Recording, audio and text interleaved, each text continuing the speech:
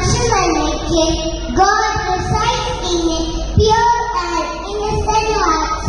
By removing selfishness, we must transform ourselves into hearts that nature and family uphold divine values.